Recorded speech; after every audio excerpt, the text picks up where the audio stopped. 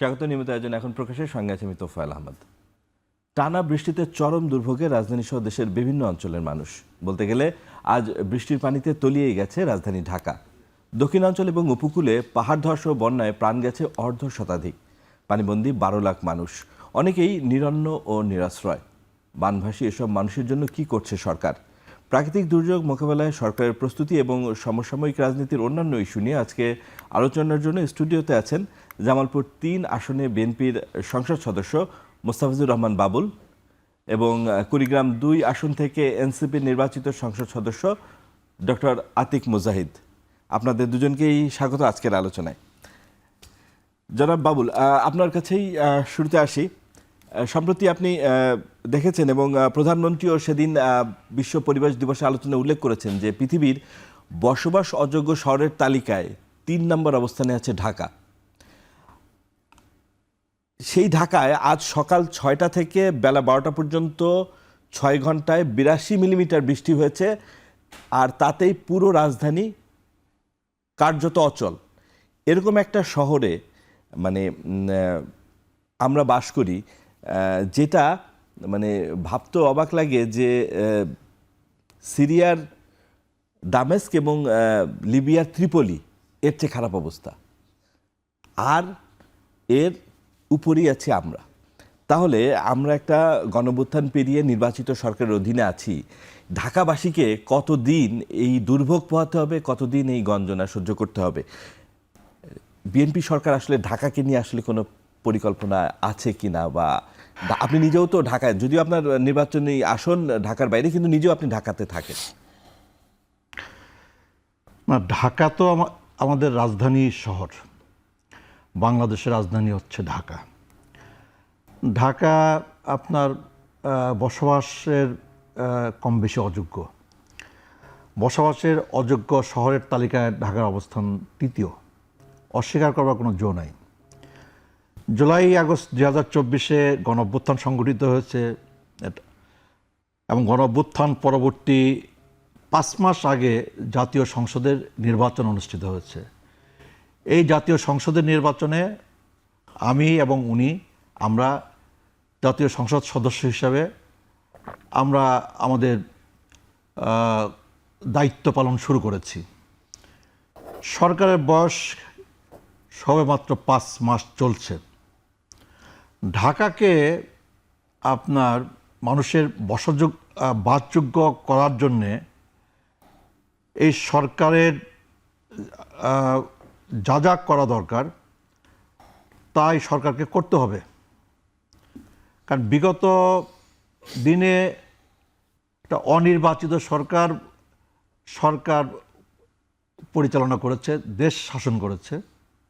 তাদের কোনো জবাবদিহিতা ছিল না, জনগণের কাছে তাদের কোনো দায়বদ্ধতা ছিল না, জনজীবনের সমস্যা সংকট সমাধানে তাদের কোনো উদ্যোগ ছিল না। দুর্নীতি, লুটপাট, একটা অরাজক পরিস্থিতি তারা তৈরি করেছিল আর কি। তো বর্তমান সরকার এটা নির্বাচিত সরকার, জনগণের বিপুল ভোটে এবং জনগণের বিপুল প্রত্যাশা নিয়ে এই সরকার তার দায়িত্ব পালন শুরু করেছে। ফলে এই সরকারের কাছে জনগণের প্রত্যাশা বিপুল, এই ঢাকাবাসীর প্রত্যাশা বিপুল, বাংলাদেশের মানুষের প্রত্যাশা বিপুল। তো আজকে ঢাকা শহরের যে জলবদ্ধতা, যে অচল ঢাকা শহর, এটা আমার জন্যে অচল, এটা ওনার জন্য অচল, আপনার জন্য অচল। আমরা সবাই এই দুর্ভোগের মুখোমুখি আজকে হয়েছি। এর পেছনে তো অনেক কারণ আছে। যে এই জলবদ্ধতা নিরসন করার জন্যে বিগত ১৫-১৬ বছর ধরে যারা ঢাকা শহরে যারা দায়িত্ব পালন করেছে, সরকার যারা পরিচালনা করেছে, তারা বিগত ১৫-১৬ বছর ধরে এই জলবদ্ধতা নিরসন করার জন্যে তারা কোনো উদ্যোগ গ্রহণ করেছে কিনা, বাস্তবসম্মত কোনো পদক্ষেপ গ্রহণ করেছে কিনা। আমাদের ঢাকা শহরের আপনার খাল, ঢাকা শহরের পাশ দিয়ে যে আপনার নদী আপনার ভরাট হয়ে গেছে। আপনার ঢাকা শহরের পাশ দিয়ে আমাদের জলাভূমি ভরাট হয়ে গেছে গিয়ে। আমাদের ঢাকা শহরের ভেতরকার আপনার নালা, আপনার খাল ভরাট হয়ে গেছে গিয়ে।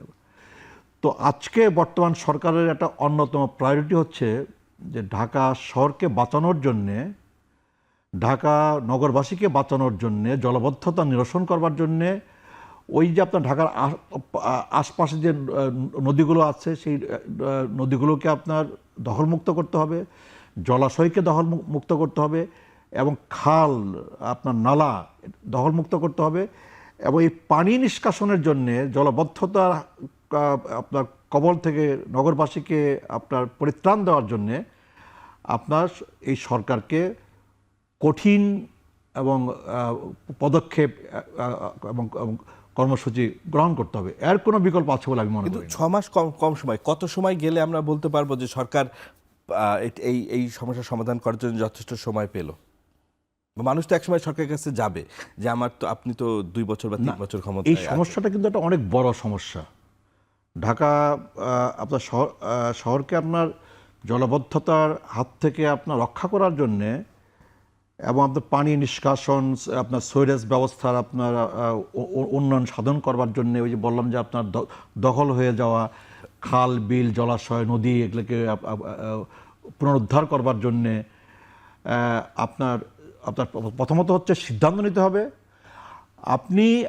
আমরা আগে বিবেচনায় নিব যে যেই সরকার আপনার দেশ পরিচালনার দায়িত্বভার কাঁধে নিয়েছেন, আমাদের যিনি সরকার প্রধান, যিনি বিপুল ম্যান্ডেট নিয়ে সরকার প্রধান হিসেবে দায়িত্ব পালন শুরু করেছেন, শহীদ প্রেসিডেন্ট জিয়াউর রহমান এবং বেগম খালেদা জিয়ার যোগ্য উত্তরসূরি যিনি জনাব তারেক রহমান, যিনি আপনার বাংলাদেশের মাটি স্পর্শ করেই বলেছিলেন যে আই হ্যাভ এ প্ল্যান।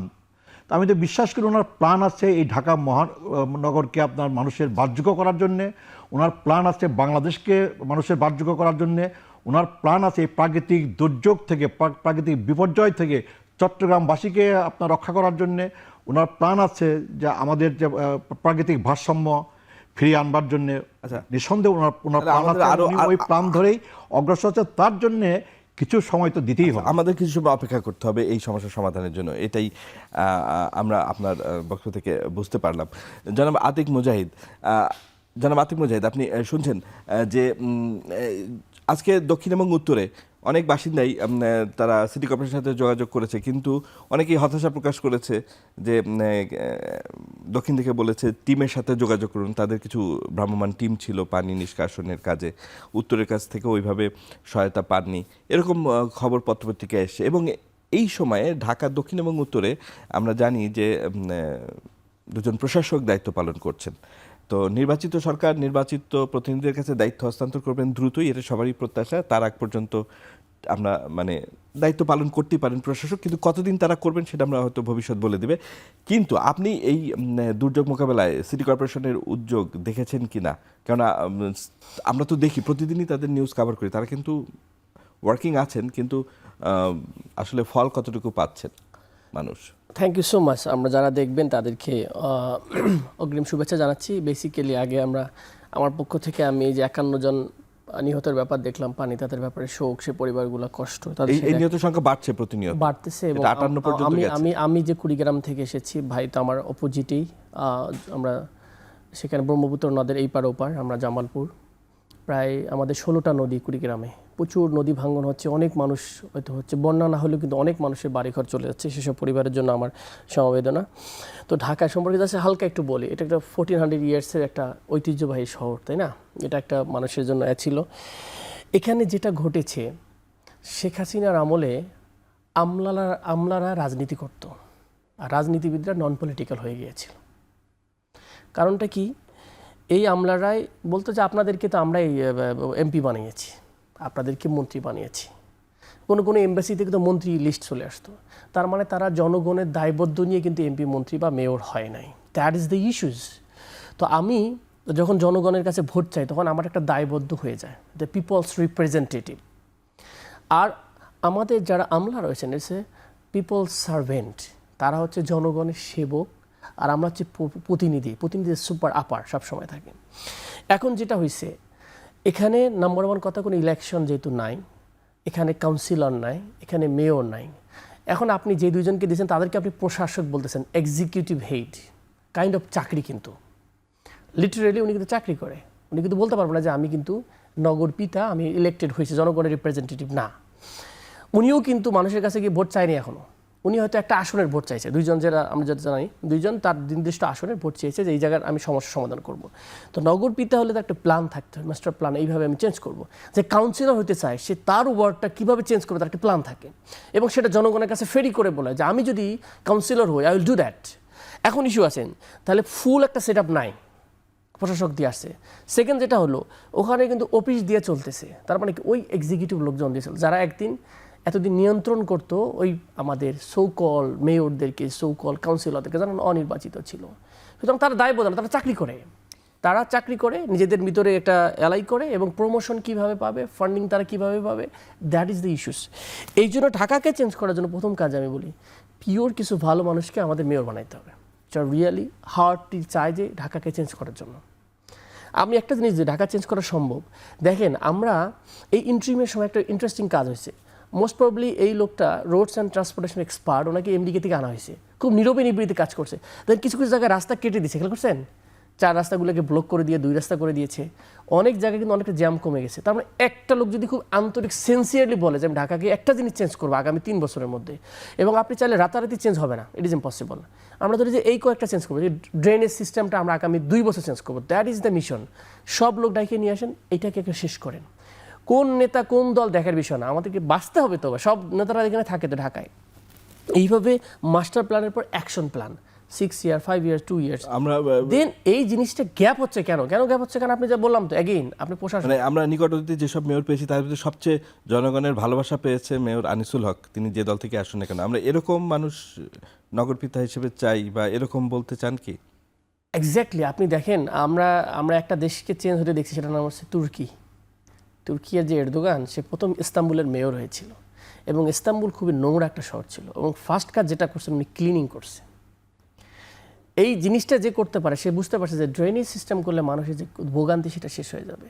তো আমাদের যারা মেয়র হয় তাদের আসলে ভীষণ হৃদয় থেকে কথা বলা উচিত যে ঢাকাকে আমি রিয়েলি কাজ করতে চাই, নাকি টাকা বানানোর জন্য ওই মার্কেটে আমার হবে, এটা হবে, এইগুলো হবে। এগুলো হইলে তো আসলে রাষ্ট্রটার রিয়েলি চেঞ্জ আসবে না। সো হৃদয়ে একটু দরদ থাকা দরকার মিনিমামে ঢাকার জন্য, এটা আমার কাছে গ্যাপ মনে হয়েছে। আর দ্বিতীয়ত হচ্ছে আমাদের এই অফিসারগুলোকেও মিনিমাম কাজ করতে হবে, অ্যাকাউন্টেবল করতে হবে, কোয়েশ্চেন করতে হবে, তুমি এটা কেন করতেছো, এটা আমার মনে হয় জরুরি। ধন্যবাদ জনাব আতিক মুজাহিদ। জনাব বাবুল, আপনি প্রধানমন্ত্রী আজকে বলেছেন যে বানবাসী মানুষের সম্পদ এবং জীবন রক্ষায় সর্বোচ্চ সতর্ক থেকে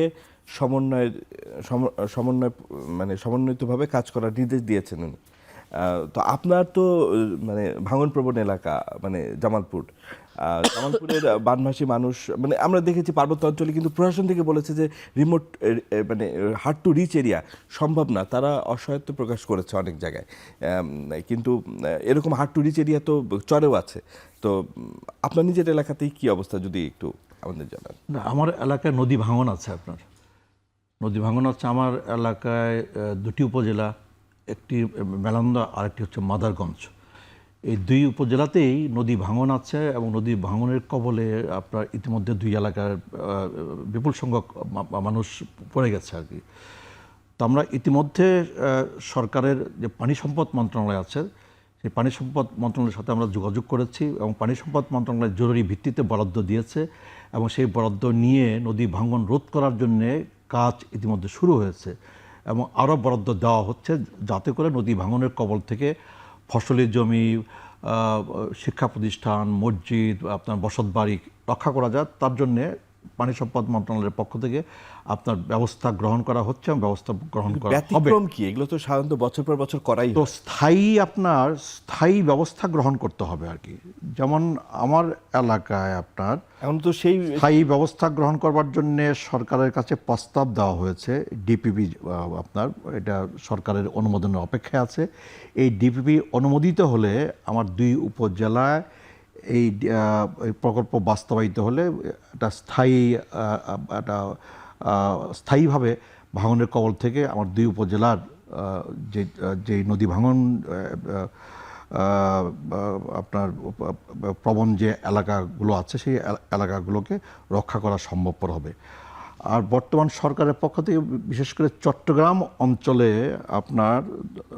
অঞ্চলের বৃহত্তর চট্টগ্রামে প্রায় 40 লক্ষ মানুষ তো এই পানিবন্দী হয়ে আছে আর কি। এবং ইতিমধ্যে 50-এর বেশি মানুষ তারা আপনার মৃত্যুবরণ করেছে। অসংখ্য মানুষের মধ্যে আহাজারি আছে আর কি। তো এরকম একটা দুর্যোগপূর্ণ একটা পরিস্থিতিতে, একটা প্রাকৃতিক বিপর্যয়ের মধ্যে আমাদের সরকার কিন্তু বসে নাই। মাননীয় প্রধানমন্ত্রী উনি কিন্তু সার্বক্ষণিক আপনার মনিটরিং করছেন, এবং আপনার সরকারের একাধিক মন্ত্রী আপনার নিজেরা চট্টগ্রামে অবস্থান করছেন। আমাদের সরকার দলীয় মাননীয় সংসদ সদস্যরা এবং বিরোধী দলের মাননীয় আপনার সংসদ সদস্যরা, সরকারি দল, বিরোধী দল, নানা সামাজিক আপনার সংগঠন, তারা সবাই মিলে কিন্তু এই চট্টগ্রামের এই পানিবন্দী মানুষকে আপনার এই যে আপনার বন্যা কবলিত আপনার এলাকার মানুষকে উদ্ধার করা, তাদের কাছে ত্রাণ সামগ্রী পৌঁছে দেওয়ার জন্য কিন্তু তারা কিন্তু তৎপর আছে। আপনার কথা সূত্র ধরেই বলি, বিরোধী দলের চিফ হুইপ এনসিপি প্রধান নাহিদ ইসলাম আজকেই চট্টগ্রামে ত্রাণ বিতরণ করেছেন এবং সেখানে বলেছেন যে সরকারকে দোষ দিয়ে লাভ নেই, সরকার পারছে না। সরকার পারছে না, সরকার সবার কাছে ত্রাণ পৌঁছে দিতে পারছে না। এই অভিযোগ কিন্তু নাহিদ ইসলাম চট্টগ্রামে বসে আজকেই করেছে। মানে একটা হলো আপনি দেখবেন যে সরকার সবার কাছে ত্রাণ সামগ্রী পৌঁছে দেওয়ার চেষ্টা করছে কিনা। তখন একটা বিস্তীর্ণ এলাকা, বৃহত্তর চট্টগ্রামে এই প্রাকৃতিক বিপর্যয়, তো এই যে প্রাকৃতিক বিপর্যয়ের শিকার চট্টগ্রামের বিস্তীর্ণ এলাকা, 40 লক্ষ মানুষ পানিবন্দী। এই 40 লক্ষ পানিবন্দী মানুষের কাছে আপনার ত্রাণ সামগ্রী পৌঁছে দেওয়া, এই মানুষকে উদ্ধার করা, তার জন্য আপনার সরকারের আন্তরিকতার কোনো ঘাটতি আছে কিনা সেটা হচ্ছে একটা বড় প্রশ্ন। আমি আপনাকে আশ্বস্ত করে বলতে চাই যে সরকারের এই জায়গাটাতে মাননীয় প্রধানমন্ত্রীর এবং আপনার সরকারের আপনার সংশ্লিষ্ট মন্ত্রণালয়ের আন্তরিকতার কোনো ঘাটতি নাই, এবং আমাদের স্থানীয় যারা আমাদের যে মাননীয় সংসদ সদস্য যারা আছেন, তারাও কিন্তু আপনার দিন রাত কিন্তু ওই এলাকাতে ত্রাণ সামগ্রী পৌঁছে দেওয়া এবং আপনার আটকে পড়া মানুষকে উদ্ধার করার জন্য কিন্তু তারা কিন্তু স্থানীয় প্রশাসনকে সাথে নিয়ে কিন্তু তারা কিন্তু কর্মব্যস্ত আপনার সময় কিন্তু তারা পার করছেন। ফলে অভিযোগ করার কোনো সুযোগ নেই। এই সরকার আপনার জনগণের কাছে দায়বদ্ধ, জনগণের কষ্ট, জনগণের দুঃখ লাঘব করার জন্য এই সরকারের আন্তরিকতার বিন্দুমাত্র কোনো ঘাটতি আছে বলে আমি মনে করি না। ধন্যবাদ জনাব বাবুল। জনাব আতিক মুজাহিদ, আপনি দেখবেন যে ঢাকা শহরে একদিকে আমরা দেখছি যে বাস রুট রেশনালাইজেশন নিয়ে অনেক কথা হচ্ছে। আমরা যেহেতু ঢাকা নগরীর সমস্যার কথা বলছিলাম, বাস রুট রেশনালাইজেশন আজ অবধি হলো না। ওদিকে বিআরটিএ হয়েও, মানে বাস র্যাপিড ট্রানজিট হয়েও সে প্রকল্প বাতিল হচ্ছে।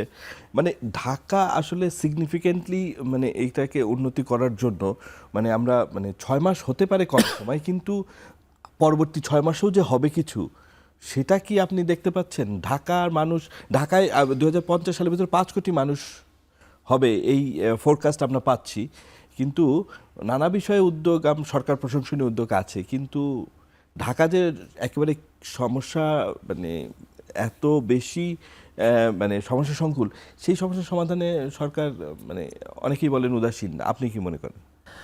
আমি আসলে সত্যি কথা বলতে কিছু অনেস্ট কথা বলা উচিত আমাদের। বাবুল ভাই এখানে আছেন, একটা এমপি, যদি আমি এমপির কথা বলি, প্রাইম মিনিস্টারের কথা বাদই দিলাম, প্রাইম মিনিস্টার তো এক্সিকিউটিভ হেড, আমরা তো হয়তো এক্সিকিউটিভ না, অ্যাডভাইজরি হেড। আমরা অ্যাডভাইজরি বলে ওই উপজেলা পর্যায়ে কোনো কিছু হলে অ্যাডভাইজরি প্রধান। আমরা জনগণ ডিলিংস করা, পার্টি করা বা এই যে বিভিন্ন সমন্বয় করা, এটা করার পর আসলে রিয়েলি কি আসলে কোনো আমাদের মন্ত্রী এমপিরা চিন্তা করতে পারে? আমার কাছে মনে হয় ক্লিয়ার বোঝেন।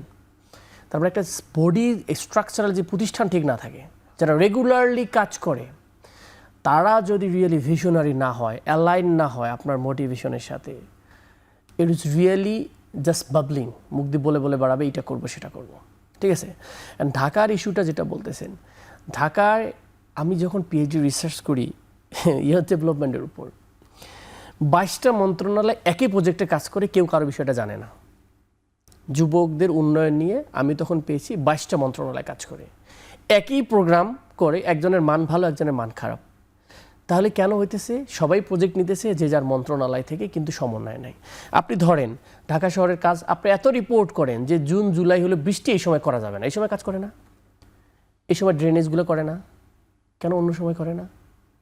কেন অন্য সময় করে? কোয়েশ্চেন কোনো আছে? পানি উন্নয়ন বোর্ড এমার্জেন্সি কাজ করবে, যেমন ওনার এলাকা আমার এলাকা এমার্জেন্সি পাঠিয়েছে, যখন নদী ভাঙতেছে এই সময়তে নদীতে চলে গেছে, 5000 কাউন্ট করবেন কেমনে? আমরা তো সব দিয়েছি এখানে। তো এই যে সিস্টেমেটিক্যালি আমাদের শাসন ব্যবস্থায় বদলটা আনবে কি? এক্স্যাক্টলি প্ল্যানিং, এটা শুরু করতে হবে টপ থেকে। টপ যদি বলে তোমার আমি মিনিস্টার বানাইছি, তোমার আমি অ্যাকাউন্টেবল করলাম, যদি এটা এরকম না হয় ইউল নট বি দেয়ার।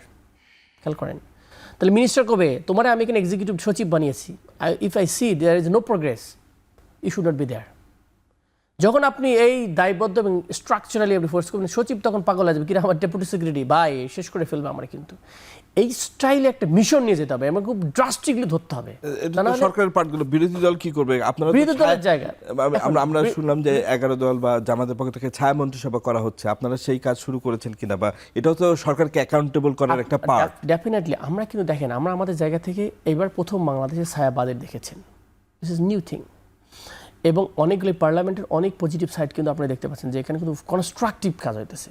তো there is a new sense. আবার বলছে কি ভাই কোনো এখানে দিচ্ছি কোনো ধরনের মারামারি কেস কাছে গেলে আমরা ওয়ার্কআউট হচ্ছে না, মানে হচ্ছে ওই যে প্রাচীন একটা আন্ডারস্ট্যান্ডিং আছে, এটা থেকে বেরোয় আসতে পারতেছে না। আমার বলে যে না এই বিরোধী দল কি স্টাইলে বিরোধী দল। সো বিরোধী দলের জায়গা থেকে আমরা কনস্ট্রাক্ট, বিরোধী দলের মেইন কাজই তো হচ্ছে সরকারকে অ্যাকাউন্টেবল করা, যে কোন জায়গায় অস্বচ্ছ হচ্ছে, কোন জায়গায় আমি যদি চাই এখানে বলতে পারবো। আমি প্রথম যদি কথা বলি, এটা কোনো সিস্টেম না যে মেয়র আপনি প্রশাসক বানাবেন, এটা একটা ইন্ট্রিমের একটা ইমার্জেন্সি টাইমের একটা আইন। সেটাকে আপনি কেন এক্সটেন্ড করতেছেন? আপনি তো চাইলেই এখানে ইলেকশন দিতে পারেন। আপনি যদি বলেন যে আমরা এখানে যদি আপনি অক্টোবরে ইউনিয়ন ইলেকশন করতে চান, তো হোয়াই নট আপনি সেপ্টেম্বরে করে দেন। ঢাকায় আমরা একটা নিউ ফ্রেশ অফ লিডারশিপ দেখতে পাই, যে 17 বছর লিডারশিপ ছিল না, যাদের ভিতরে আকাঙ্ক্ষা আছে জনগণ আমাদেরকে ভোট না দিলে আমরা কিছু করতে পারবো না। সো এরকম একটা ভিশন লাগবে, পাবলিক বডি লাগবে, যে বডি এসে এগুলো চেঞ্জ করে ফেলবে, না হলে কিন্তু হবে না। আমি একটু উদাহরণ দিই, যে ওয়াকফ ফান্ড, আমরা বলি না ওয়াকফ আমাদের সম্পত্তি। এই আমাদের ঢাকা শহরে আমি একটা ইসলামিক ফাউন্ডেশন এবং রিলিজিয়াস মিনিস্ট্রির রিপোর্ট দেখলাম, এখনও আনপাবলিশড, প্রায় কত হাজার একর জমি আছে এখানে, এবং আমি বলবো যে লক্ষ কোটি টাকার সম্পদ আছে। ধরুন পিরিএমিনি মার্কেট বলেন, বা আমাদের নিউ মার্কেটের অপোজিটে যে নিয়ামিন মার্কেট, সেখানে যে এটা কিন্তু ওয়াকফ সম্পত্তি। আচ্ছা এই টাকার ভাড়া কত দেয়? আপনি শুনলে আশ্চর্য হবেন। ভাড়া দেয় 500, 1000, 2000 একটা দোকানের, কিন্তু এই দোকানটার অরিজিনাল ভাড়া কত? 20,000, 30,000। এই মাঝের টাকাটা কই যায়? প্রতিটা সেক্টর যদি ধরেন মার্কেটগুলো, সো এরকম একটা হরিলুট অবস্থা আছে কিন্তু অনেক বিষয়। তাহলে এক একটা জিনিস ধরেন, যেখানে হাত দিবেন সেখানেই দেখবেন যে আমাদের দেশের একটা সেটা মানে জুলাই গণঅভ্যুত্থান হয়ে গেছে প্রায় 2 বছর বেশি। আমি যদি সরকারের বিএনপি ক্ষমতায় আছে 6 মাস, কিন্তু একটা অভ্যুত্থান হয়েছে 2 বছরের বেশি। এই জায়গাগুলো আলো কি আরো পড়ার জন্য আরো অনেক সময় লাগবে? আলো পড়ো কি আছে এখানে? বিষয়টা হলো কি, যে এটা হাত বদলের রাজনীতি হয়েছে। কি হয়েছে?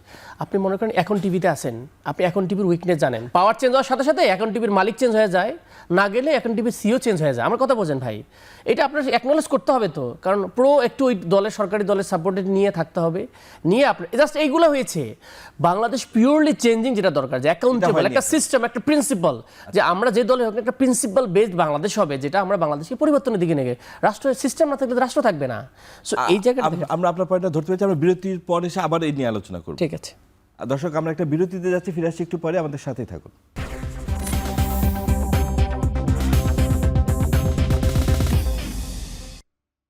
বিরতির পর আবারও ফিরলাম আজকের আলোচনায়। জনাব আতিক, আপনার সাথে কথা হচ্ছিল যে শাসন ব্যবস্থার পরিবর্তন হয়েছে, কিন্তু গুণগত অনেক পরিবর্তন যেগুলো জন আকাঙ্ক্ষা ছিল সেগুলো এখনো হয়নি। আমরা ঠিক জুলাই মাসে বসে এই আলোচনা করছি। জুলাই একটি মানে বিপ্লবের মাস, গণঅভ্যুত্থানের মাস। জুলাইতে অনেক রক্ত, অনেক ত্যাগ এর মধ্য দিয়ে গণতন্ত্রে ফেরার মাস। এই যে গত বছর জুলাইতে আপনারা যেভাবে জুলাই আন্দোলন মানে জুলাইয়ের বর্ষপূর্তি করেছেন, এই জুলাইতে এসে আমরা তো দেখেছি যে সারা দেশে এনসিপি পদযাত্রা করেছে, সেগুলোতে লোক সমাগম কেমন ছিল আর এবছর কেমন মনে হচ্ছে? অনেকেই বলেন বা মনে হচ্ছে যে জুলাই যতদিন যাচ্ছে নিষ্প্রভ হয়ে যাচ্ছে, আলো কমে যাচ্ছে জুলাইয়ের। আমি তো মাত্রই গতকাল আমরা প্রোগ্রাম কর্মসূচি চলছে, কিন্তু লোক সমাগম, মানুষের ভিতর তাড়না, উদ্দীপনা, মানুষকে কানেক্ট করা, এগুলোতে মানে ওই বছরের তুলনায় এবছরে কেন যেন এটা কম মনে হচ্ছে। বিষয় হলো যে গভর্নমেন্টগুলো সে ইনিশিয়েটিভ নিচ্ছে না। আমরা তো গভর্নমেন্টকে বলতে পারি এই গভর্নমেন্টের লেজিটিমেসি কিন্তু জুলাই। আপনি হয়তো ইলেকশন পেয়েছেন, কিন্তু কিসের ভিত্তিতে ইলেকশন হয়েছে? জুলাই অভ্যুত্থান, জুলাই বিপ্লবের পরবর্তীতে আপনি এসেছেন, রাইট? সো লেজিটিমেসি যদি বলেন সেটা জুলাই। তো গভর্নমেন্টের তো এই জুলাইকে সেলিব্রেট করার কথা ছিল, বড় আকারে সেলিব্রেট। আপনারাই করছেন, সরকার এটা সরকার সবারই করা উচিত ছিল। কারণটা কি, এটা আমাদেরকে সবাইকে মুক্তি দিয়েছে অ্যাটলিস্ট, যে আমরা কথা বলতে পারছি, বিরোধিতা করতে পারতেছি, আপনারা চিল্লাইতে পারেন, অ্যাটলিস্ট এসে কেউ আপনাকে নিয়ে যে গুম করে দিবে এই ভয়টা তো নাই। কথা বলতে পারতেছেন না, এটা তো একটা বড় বিগ ইস্যুস। মানে কথা জুলাই নিয়ে আপনারাই সেলিব্রেট করছেন, আসলে সরকার ওইভাবে আমরা সরকারকে খুব মনে করতেছি না। কারণটা কি, সরকার মাঝে মাঝে আমার কাছে যেটা মনে হয়, আমি অনেকে বলে আর কি, যে আওয়ামী লীগের ফাঁদে পড়েছে। কেন ফাঁদে পড়েছে? কারণ আওয়ামী লীগ জুলাইটাকে একটা ষড়যন্ত্র তত্ত্ব, রিজিম চেঞ্জ, আমেরিকান দিয়ে meticulous design, there is a narratives over there in many things. নতুন নতুন বুদ্ধিজীবীরা, যারা আওয়ামী লীগ বুদ্ধিজীবী, আমি শুনেছি যে আওয়ামী লীগ 3টা ফ্রন্টে কাজ করতেছে। একটা হলো সিনিয়র সাংবাদিক ফ্রন্ট, একটা হচ্ছে সিনিয়র আইনজীবী ফ্রন্ট, আর একটা হচ্ছে যত শিক্ষক টিক্ষক ডক্টরস যারা ছিল, মানে পেশাজীবী দিয়ে টিকে থাকা, আর হচ্ছে বিশাল বট বাহিনী ও সোশ্যাল মিডিয়াতে তারা ক্যাম্পেইন করে, এবং এই জিনিসটাকে ইম্প্যাক্ট করতেছে আর কি। এখন অনেকেই ইনফ্লুয়েন্স হয়ে যাচ্ছে, জুলাই মনে ধারণ করলে বিএনপি চেঞ্জ হয়ে যাবে, ঠিক আছে, বিএনপি এনসিপি হয়ে যাবে। July is not BNP or NCP or Jamaat, it doesn't matter. July is for all. কারণ এইটা আমাদেরকে রেসপেক্ট বোধ শিখাইছে একে অপরের ভিতরে, এটা আমাদের ইনক্লুসিভ হতে শিখাইছে, এটা আমাদের ফ্রিডম অফ স্পিচ দিয়েছে, এটা আমাদেরকে ইভেন আমাদের ফরেন পলিসি কেউ ডিকটেট করবে, এটা এই জুলাই আমাদের দেয় না। ওই দিল্লি না পিন্ডি আমরা এটা মানি না, ঢাকা না দিল্লি না Dhaka, it means we have Dhaka, we have won foreign policy. So আমরা এটা করবো। আমাদের, আপনারা দেখেন, আমাদের কিন্তু বলে তোদের একটা গুলি থাকলে আমাদেরও কিন্তু বন্দুকে গুলি আছে, এটা বিডিআর বলে আমার। এটা আমরা দেখি নাই, আমাদের স্বাধীন সত্তাকে আমরা দেখি নাই। তো সেটা আমাকে জুলাই এনে দিয়েছে। এই জুলাইতে ওই বামপন্থীটাও দাঁড়িয়েছে, ওই কওমি মাদ্রাসা হুজুরটাও দাঁড়িয়েছে, এখানে মোমবাতিও জ্বলেছে, এখানে দোয়াও হয়েছে। দিস ইজ বাংলাদেশ, সবাই মিলে বাংলাদেশ। তো সেটাকে সবাই ধারণ করতে হবে, ডিভিশনের বাংলাদেশ না। ডিভিশনটা কী হয়েছিল, যে তুমি আমার পক্ষে হয় স্বাধীনতার পক্ষে না স্বাধীনতার বিপক্ষে, দ্যাটস দ্য ইস্যুস। বাংলাদেশে হোলিস্টিক্যালি ফুল বয়ানটাই ছিল এইরকম, যে একমাত্র আওয়ামী লীগ এবং লেফটিস্ট যারা আছেন তারা হচ্ছে স্বাধীনতার পক্ষে, বিএনপি জামাত আদার্স যারা আছে স্বাধীনতার বিপক্ষে। এই ন্যারেটিভ দিয়ে মানুষের ভিতরে বিভাজন এবং ক্লিয়াবল করে ফেলা হয়েছে মানুষজনকে। তো সেটা থেকে জুলাই তো আমাদেরকে উদ্ধার করলো, একটা আজাদি দিল। এখন এই জুলাইকে সবাইকে ধারণ করতে হবে। জুলাই এসে কী বলছে? জুলাই বলছে, জুলাইয়ের আগে হচ্ছে না আর কি, we want justice, we want reform. রাস্তা মেরামত চলছে, তাই না, সাময়িক বন্ধ। কেন? আপনার ওখানে রাস্তায় মানুষের নিরাপদ সড়ক চাই, তাই সেই রিফর্ম, ইনস্টিটিউশন বিল্ড আপ, এটা আমরা একদিন বলছিলাম যে 8R, এই জুলাই রেভলিউশন 8R দিচ্ছে। প্রথম হচ্ছে rebuilding the nation, reclaim your sovereignty, respect culture in politics, এরকম অনেকগুলো বলা যাবে। কারণ কালচারের মধ্যে সে কী করছে, মানে পলিটিশিয়ানদের এত নিচে নামাইছিল, কেউ কাউকে সম্মান দেয় না। তো পার্লামেন্ট এখন হিউজ, আপনারা আবার দেখেন যে মোমেন্টাম আসতেছে, পার্লামেন্ট মেম্বারদের সম্মান আসতেছে, মানুষজন ভালোবাসতেছে। ইট ইজ বিকজ আমরা রিগেইন করছি আমাদের পলিটিক্যাল আগের জায়গাটাতে, এবং এটা একটা টাইম লাগবে, কিন্তু একটা পর্যায়ে এটা বিল্ড আপ হবে। তো সেই জুলাইটা আমাদের দেশে ধারণ না করে রাষ্ট্র হিসাবে ফেইলর। একটা ক্রিটিক করি ভাই, আমাদের প্রাইম মিনিস্টার একটা প্রোগ্রাম করছেন জুলাই আহতদের নিয়ে, 2000 লোক ডেকেছে। আমার জানা মতে 2টা মন্ত্রণালয় থেকে ফান্ডিং দেওয়া হয়েছে, প্রতিজনের পিছনে যতটুকু শুনেছি 10,000 বা 8,000 টাকা করে। এই জুলাই আহতরা যারা প্রো বিএনপি, শুধু তাদেরকে ডাকা হয়েছে, এবং কিছু লোকেরা তারা জানেও না। এইটা প্রথম কাজ হলো, পলিটিসাইজ করা হলো জুলাইটাকে। জুলাই যে 30,000 আহত রয়েছেন, তারা অনেকে কান্নাকাটি করে বেড়াচ্ছে। জুলাই এই যে আমাদের স্মৃতি ফাউন্ডেশন, সেখানে টাকা দেওয়া হয়নি, কোনো বরাদ্দ নাই তাহলে। এবং জুলাই অনেক শহীদের ফ্যামিলির ব্যাপারে যোগাযোগ করা হয়নি। অনেক এমপিরা শুধুমাত্র যারা বিএনপি শহীদের বাসায় যাচ্ছে। That is wrong. কেন বিভাজন করতেছেন? প্রতিটা মানুষ আমাদের সবাই, কারণ এটা যখন আন্দোলন নামছে কোনোভাবে দেখে নামেনি। ধন্যবাদ, আমরা পয়েন্টটা ধরতে পেরেছি। জনাব মোস্তাফিজুর রহমান বাবুল, আমরা বেশ কিছু পয়েন্ট পেলাম যে আসলে জুলাই কি আসলে মানে বিএনপি সেলিব্রেট করে না, বা করলে শুধুমাত্র যেটি আতিক মুজাহিদ ভাই বিএনপি সেলিব্রেট করছে না, এটা কোথায় আমরা দেখলাম? শুধুমাত্র বিএনপির পক্ষ থেকে 36 দিনের কর্মসূচি ঘোষণা করা হয়েছে, ছাত্রদল 36 দিনের কর্মসূচির মধ্যে আছে, এবং বিএনপি এই 36 দিনের এই কর্মসূচিতে বিএনপি আছে। এবং আপনার সরকারের পক্ষ থেকেও এই জুলাই আগস্টে নানা কর্মসূচি গ্রহণ করা হচ্ছে এবং নানা কর্মসূচি গ্রহণ করা হবে।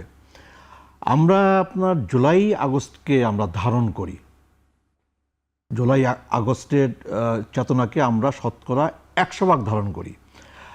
আমরা জুলাই আগস্টের চেতনাকে আমরা ফেরি করি না, জুলাই আগস্টের চেতনাকে আমরা কুক্ষিগত করতেও আমরা চাই না। যেমনটা 71-এর চেতনাকে ফেরি করেছে, 71-এর চেতনা নিয়ে ব্যবসা করেছে আওয়ামী লীগ, বাংলাদেশে আমরা আপনার জুলাইয়ের চেতনা নিয়ে কেউ ফেরি করুক, জুলাইয়ের চেতনাকে কেউ আপনার কক্ষিগত করুক, সেটা আমরা কেউ চাই না।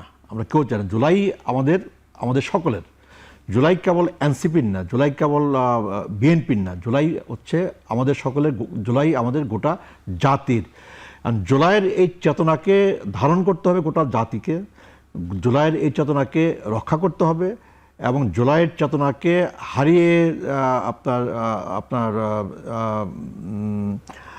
হারিয়ে যাওয়ার কোনো সুযোগ তো আপনার দেওয়া যাবে না। তো জুলাইয়ের চেতনা বেঁচে থাকবে কিভাবে? জুলাইয়ের চেতনা বেঁচে থাকবে যদি এই বাংলাদেশকে আমরা একটি গণতান্ত্রিক রাষ্ট্র হিসাবে বিনির্মাণ করতে পারি, এই বাংলাদেশে যদি গণতান্ত্রিক বিধি ব্যবস্থাকে সাংবিধানিকভাবে প্রাতিষ্ঠানিকভাবে স্থায়ী রূপ দিতে পারি, যদি এই বাংলাদেশে আমরা একটা মানবিক সমাজ, একটা বৈষম্যমুক্ত সমাজ কায়েম করতে পারি, এই বাংলাদেশে যদি একটা ইনসাফ, ন্যায় বিচার, আইনের শাসনের ভিত্তিক একটা সমাজ কায়েম করতে পারি, এইসব কায়েম করার মধ্য দিয়ে কিন্তু জুলাইয়ের যে চেতনা, সেই চেতনাটাকে কিন্তু বাস্তবায়িত করা যাবে, অন্যথায় বাস্তবায়িত করা যাবে। 6 মাস কম সময়, এই যুক্তিতে যদি ধরেও নেই শুরুটা কেমন হয়েছে, বা প্রধানমন্ত্রীর অনেক কাজ প্রশংসিত হয়, কিন্তু পুরো মন্ত্রিসভা কেমন চলছে, আমলাতন্ত্র কেমন চলছে, দেশ কিভাবে চলছে, অনেক জায়গায় তো বলা হয় যে সেভাবে ট্যানজেবল, অনুধাবনযোগ্য পরিবর্তন ওইভাবে হয় নাই, যেমন চাঁদাবাজি বন্ধ হয় নাই বা অনেক দুর্নীতি বন্ধ হয় নাই। বাংলাদেশে আপনার সরকার প্রধানের রোলটা কিন্তু খুব ইম্পর্ট্যান্ট। আমি পার্সোনালি যেটা মনে করি যে একটা দেশের সরকার প্রধান, ওনার যদি একটা ভিশন থাকে, ওনার যদি একটা প্ল্যান থাকে, ওনার যদি সততা থাকে, ওনার যদি আন্তরিকতা থাকে, মানুষের প্রতি যদি আপনার একটা মমত্ববোধ থাকে, দেশপ্রেম থাকে, তাহলে ওনার যে ক্যাবিনেট মেম্বারদের অসৎ হবার কোনো সুযোগ আছে বলে আমি মনে করি না। এর সাথে বিশাল আমলাতন্ত্র, এবং সেই সাথে আমরা যারা এমপি আছি, সরকার দলীয় এমপি যারা আছি, আমাদেরও কিন্তু অসৎ হবার, দুর্নীতিতে জড়িয়ে পড়বার কোনো সুযোগ আছে বলে আমি মনে করি না। সেই ক্ষেত্রে বহু বছর ধরে বাংলাদেশে আপনার চাঁদাবাজি, সন্ত্রাসী কর্মকাণ্ড, জোর জবরদস্তিমূলক আচরণ, এটা বহু বছর ধরে বাংলাদেশের রাজনীতিতে আমাদের আপনার সর্বক্ষেত্রে এটা বিরাজমান। দুর্নীতি, অনিয়ম, অরাজকতা, সেটা প্রশাসনে, সেটা আপনার রাজনীতিতে, সেটা আপনার সারা দেশে সর্বক্ষেত্রে এটা কিন্তু আছে।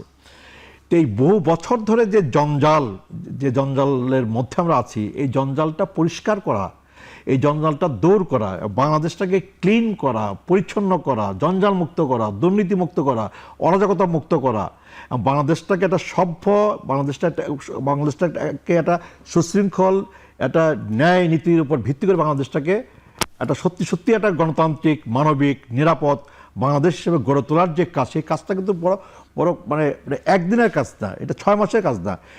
এই কাজটা একটা দীর্ঘমেয়াদে এই কাজটা কিন্তু আপনাকে সম্পন্ন করতে হবে। এখন দেখতে হবে যে এই কাজটা বর্তমান সরকার করতে চায় কিনা, বর্তমান সরকার যারা আছে তারা এটা করতে চায় কিনা। সরকার যদি আন্তরিক হয়, সরকার প্রধান উনি যদি আন্তরিক হন, ওনার যদি সেই ইচ্ছা থাকে এবং ওনার ইচ্ছা যদি কোনো ঘাটতি না থাকে, তাহলে উনি এবং ওনার সরকারের দক্ষ পরিচালনায় আমাদের প্রশাসন, আমাদের যে 16 বছরের যে প্রশাসন, 16 বছরের যে আমাদের বিচারালয়, 16 বছরের যে আমাদের আইন শৃঙ্খলা রক্ষাকারী বাহিনী, এগুলো কিন্তু আমরা এখন পর্যন্ত কিন্তু আমরা কিন্তু পুরোপুরি পরিবর্তন করতে পারিনি। বরং বলা যায় যে অনেকটাই 16 বছরে যে প্রশাসন, 16 বছরের যে আপনার বিচারালয়, 16 বছরের যে আইন শৃঙ্খলা রক্ষাকারী বাহিনী, এইসব নিয়েই কিন্তু আমাদেরকে যাত্রা শুরু করতে হয়েছে। তার জন্য কিন্তু আমাদেরকে কিছু সময় দিতে হবে ঢেলে সাজাবার জন্য এবং বর্তমান সরকারের নীতি এবং কর্মসূচির সাথে কর্মসূচি বাস্তবায়নের সাথে যায় এমন দক্ষ, যোগ্য, জবাবদিহিমূলক, সৎ, আপনার দেশপ্রেমে উজ্জীবিত আপনার প্রশাসন এবং আপনার সেই জন্য তো অনেক আইন শৃঙ্খলা রক্ষাকারী বাহিনী পাচ্ছি, এটা আমাদের দরকার। পুলিশ প্রশাসন, তারপরে সিভিল অ্যাডমিনিস্ট্রেশন, অনেক পরিবর্তন হচ্ছে, কতটা ফল দিচ্ছে, আরো পরিবর্তন করতে হবে এবং ফল দিচ্ছে। আমি তো বললাম, যদি আপনার বাংলাদেশের প্রধানমন্ত্রী যদি সৎ হন, ওনার মন্ত্রিপরিষদের সদস্যদের অসৎ হওয়ার কোনো সুযোগ নাই। বাংলাদেশের সরকার যদি সৎ হয়, তাহলে বাংলাদেশে আপনার সরকার দলীয় এমপিদের অসৎ হওয়ার সুযোগ নাই। প্রধান নিয়োগ নিয়েই তো অনেক সমালোচনা আমরা শুনতে পেলাম। কোনটা? এনবিআর এর প্রধান সম্প্রতি চেঞ্জ হয়েছে, এনবিআর এর প্রধান নিয়োগ হয়েছে, কি সমালোচনা আছে? যে একে তো সুপারসিড করে নিয়োগ দেওয়া হয়েছে। আপনাকে দেখতে হবে যে ওনার আপনার এবং বাংলাদেশ অতীতে আর দুর্নীতির অভিযোগ আছে। বাংলাদেশ ব্যাংকের গভর্নরের নিয়োগ দেওয়া হলো আগে। শুরুতে মনে হলো যে যাকে বাংলাদেশ ব্যাংকের গভর্নর নিয়োগ দেওয়া হলো তার দক্ষতা, তার যোগ্যতা, তার অভিজ্ঞতা নিয়ে প্রশ্ন উত্থাপন করা হলো। কিন্তু এই যে সময়টা উনি পার করলেন বাংলাদেশ ব্যাংকের গভর্নর হিসাবে, এই সময়কালে ওনার যে কোন কর্মকাণ্ড, কোন সিদ্ধান্ত যেটা নিয়ে সমালোচনা করা যায়, আমি তো আজ পর্যন্ত আপনাদের গণমাধ্যমে ওনার কোনো সমালোচনা, কোনো কর্মকাণ্ড নিয়ে আমি দেখি নাই। তখন এনবিআর এর চেয়ারম্যানের আপনার মেয়াদ শেষে এনবিআর এর চেয়ারম্যান আপনার উনি স্বাভাবিকভাবে গেছে, নতুন একজন নিয়োগ হবে এবং নতুন একজনকে আপনার দায়িত্ব দেওয়া হয়েছে, একজন দক্ষ মেধাবী অফিসারকে দায়িত্ব দেওয়া হয়েছে। আপনাকে একটু অপেক্ষা করতে হবে এবং দেখতে হবে যে এই নতুন এনবিআর এর চেয়ারম্যান উনি এই দায়িত্বটা ভার আপনার এটা দায়িত্বভার কাঁধে নেওয়ার পরে ওনার আপনার পরিচালনায় এনবিআর কতটা তার লক্ষ্যমাত্রা অর্জন করতে পারে, এটা আমাদের দেখার জন্য অপেক্ষা করতে হবে আর কি। আচ্ছা, ধন্যবাদ। আমাদের আরেকটা বিরতি নেওয়ার সময় হচ্ছে, আমরা বিরতির পর আবার এসে বাকি আলোচনা করবো। দর্শক, আমরা একটা বিরতিতে যাচ্ছি, ফিরে আসি একটু পরে।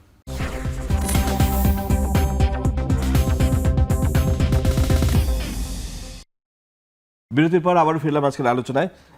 জনাব আতিক মুজাহিদ, আপনি লক্ষ্য করেছেন যে গত দুদিন আগে সাবেক প্রধানমন্ত্রী শেখ হাসিনা রয়টার্সকে একটি সাক্ষাৎকারে বলেছেন যে তিনি ডিসেম্বরের মধ্যে দেশে ফিরবেন। তো আমরা জানি যে এই ছাত্র অভ্যুত্থানে ছাত্র জনতা সবারই স্টেক আছে, কিন্তু সামনের সারিতে ছিলেন ছাত্র জনতা এবং আপনারা তারা পরে একটা রাজনৈতিক দল গঠন করে এনসিপি। তো এই যে শেখ হাসিনা এই যে বলার সাহস পাচ্ছেন, কেউ কেউ বলেছেন যে জুলাই গণহত্যার বিচারে ধীরগতি বা কোথাও কোথাও আপোষকামিতা শেখ হাসিনাকে এই দুঃসাহস, দেশে ফেরার দুঃসাহসের পথ দেখাচ্ছে। আপনারা বিষয়টিকে কিভাবে দেখছেন? Partially true. গভর্নমেন্ট তো অনেক বেশি মানে নেগোশিয়েবল মনে হয়, আমার কাছে মনে হয় যে সমঝোতা আছে ওনাদের। এরকম কেন? আপনি কি কথায় কথায় দাঁড়ায় বলেন জুলাই সনদ বাস্তবায়ন করবো অক্ষরে অক্ষরে, মাথায় রাখছেন শেখ হাসিনার একটা দালাল রে চুপপুরে। ভাই, এখন কি সাংবিধানিক সংকট হয় না দেশে? নাকি সংকট নাই? সালাউদ্দিন সাহেব, আমাদের আরও যারা সংবিধান বোঝেন, ওনাদের কি এখন সংবিধানের কোনো সমস্যা হয় না? এইরকম একটা লোক 5 মাস হয়ে গেলো, 1 মাস হলে বুঝতাম যে ভাই একটু আসছি, 2 মাস হলে বুঝলাম ঠিক আছে, 3 মাস, 4 মাস, 5 মাস, আমরা 3বার পার্লামেন্টেই বসলাম, 4বার পার্লামেন্টের নতুন সেশন হলো।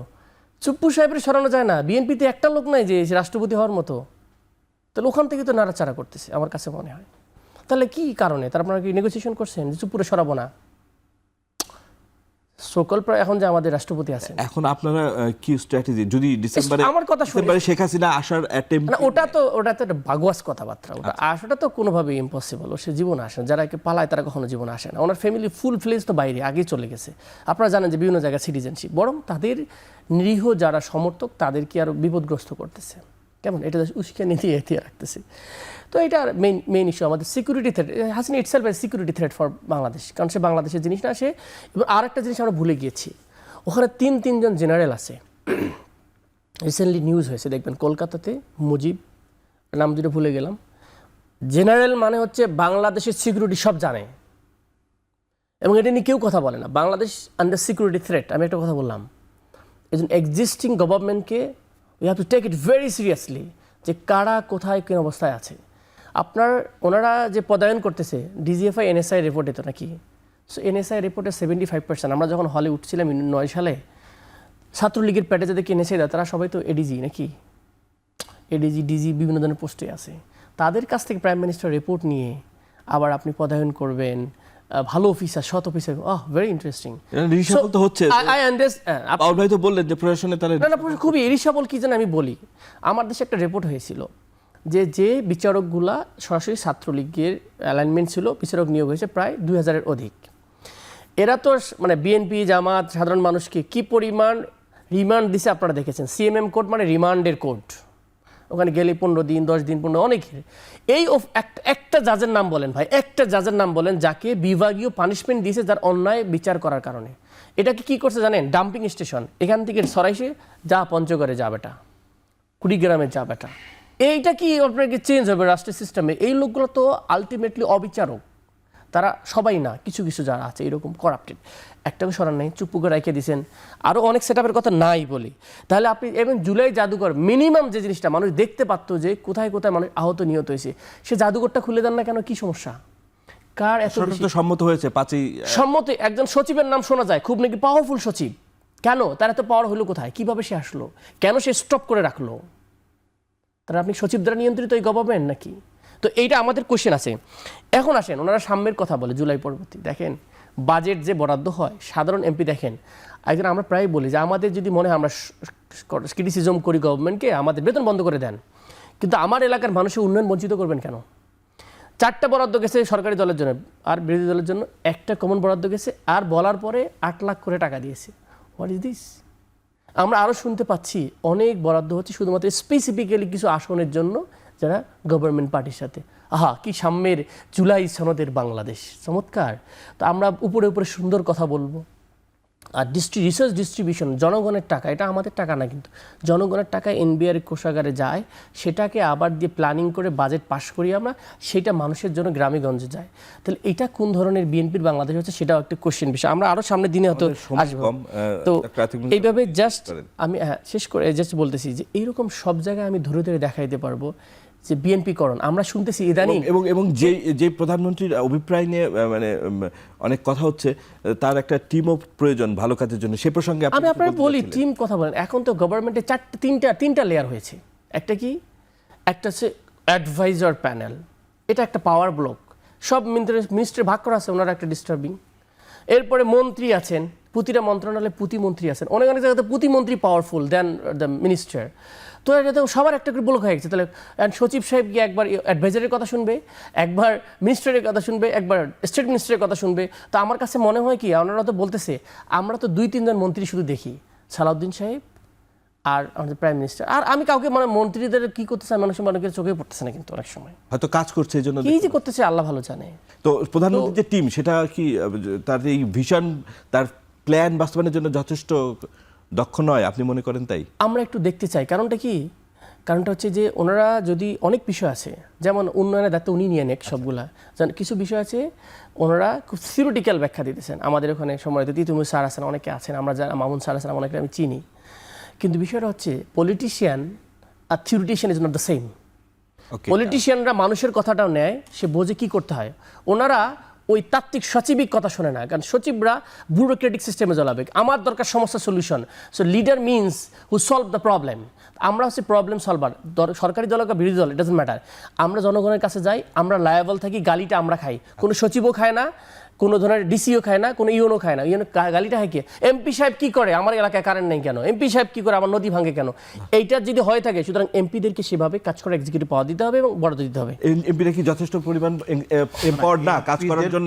এক্সিকিউটিভ পাওয়ার দেওয়ার কোনো সুযোগ এক্সিকিউটিভ না, মানে কাজ করার সুযোগ যেটা বললেন আর কি।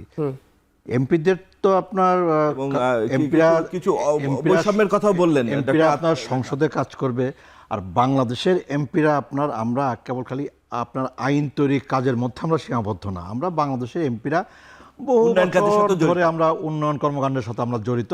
উন্নয়ন কর্মকাণ্ডের জন্য মানুষ আপনার আমাদের কাছে দিনে আসে, রাতে আসে, সবসময় আসে, এবং আমরা সব উন্নয়নমূলক কর্মকাণ্ডেই আমরা আপনার যুক্ত থাকি। তো বাংলাদেশে আপনার আমাদের মন্ত্রীরা ওনারা যার যার মন্ত্রণালয়ে কাজ করছেন, ওনারা কাজ করবেন, ওনারা কন্টিনিউ করবেন। ওনারা কাজ করবেন না, ওনারা সরে যাবেন, ওনাদেরকে সরিয়ে দেওয়া হবে আর কি। তা আমার ধারণা যে আমাদের মাননীয় প্রধানমন্ত্রী জনাব তারেক রহমানের কড়া নজরদারির মধ্যে আমরা সবাই আছি আর কি। মাননীয় মন্ত্রীরা আছেন, প্রতিমন্ত্রীরা আছেন, উপদেষ্টারা আছেন, ইভেন আমরা যারা এমপি, সরকার দলীয় এমপি আমরা আছি, ইভেন আপনার যারা জেলা পর্যায়ে, উপজেলা পর্যায়ে যারা দল পরিচালনা করেন, তারাও সরকারের মাননীয় প্রধানমন্ত্রীর কড়া নজরদারির মধ্যে আছেন। দুষ্কর্ম করে, চাঁদাবাজি করে, সন্ত্রাসী কর্মকাণ্ড করে দলের ভাবমূর্তি আপনি ক্ষুণ্ণ করবেন, দুর্নীতি করবেন, লুটপাট করবেন, দলের ভাবমূর্তি ক্ষুণ্ণ করবেন, পুরনো ধারায় দলকে নিয়ে যাওয়ার চেষ্টা করবেন, সেই সুযোগ জনাব তারেক রহমানের আপনার সরকারে, জনাব তারেক রহমানের নেতৃত্বে আপনার বর্তমান সময়ে আছে বলে আমি মনে করি না, এবং সেই সুযোগ উনি দিবেন না। এবং উনি নজরদারির মধ্যে আমাদেরকে রাখছেন, এবং যে কোনো সময় যে কারো বিরুদ্ধে একটা কঠোর সিদ্ধান্ত আমরা সবাই দেখতে পাবো আর কি। কিন্তু বিরোধী দলের সংসদ সদস্যরা তো সরকারি দলের মতো মানে বরাদ্দ বা কাজ সুযোগ পাচ্ছে না, সেই আচ্ছা, অভিযোগ তো করলেন।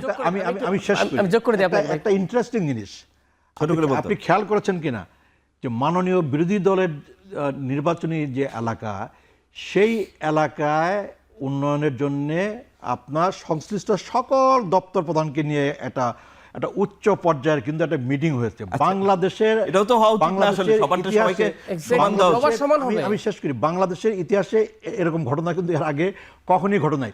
সংসদের ভেতরে আমাদের চমৎকার বোঝাপড়া, চমৎকার আমাদের আপনার সমঝোতা, এবং আমি আশা করি যে আপনার সারা বাংলাদেশটাকেই আমাদের উন্নয়নের আওতায় নিয়ে আসতে হবে, এবং উন্নয়নের ক্ষেত্রে ধন্যবাদ। বৈষম্য এটা থাকা উচিত না। ধন্যবাদ। আমাদের আজকে প্রোগ্রাম এখানে শেষ করতে এক হচ্ছে। সেকেন্ড কথা বলি। আতিক মুনতাজ, আপনি এক বাক্যে যদি কিছু বলতে চান। আপনারা যে সমান করতেছে, মহিলা এমপি দিয়ে সব বিরোধী দলের নেতাদেরকে ডিস্টার্ব, আচ্ছা, এমপি থেকে ডিস্টার্ব করতেছে, এবং তারা বলতেছে এখানে কোনো এমপি নাই, মহিলা এমপিরাই মেইন এমপি। আমরা এরকম বক্তব্য শুনতেছি, আপনি ধন্যবাদ। কিভাবে কাজ করবেন? ধন্যবাদ ডক্টর আতিক মুজাহিদ এবং জনাব মোস্তাফিজুর রহমান বাবুল আমাদের এই আলোচনায় যোগ দেওয়ার জন্য। দর্শক, আজ এখানেই শেষ করছি। আবারও দেখা হবে সমসাময়িক বিষয় নিয়ে। ভালো থাকবেন। শুভরাত্রি।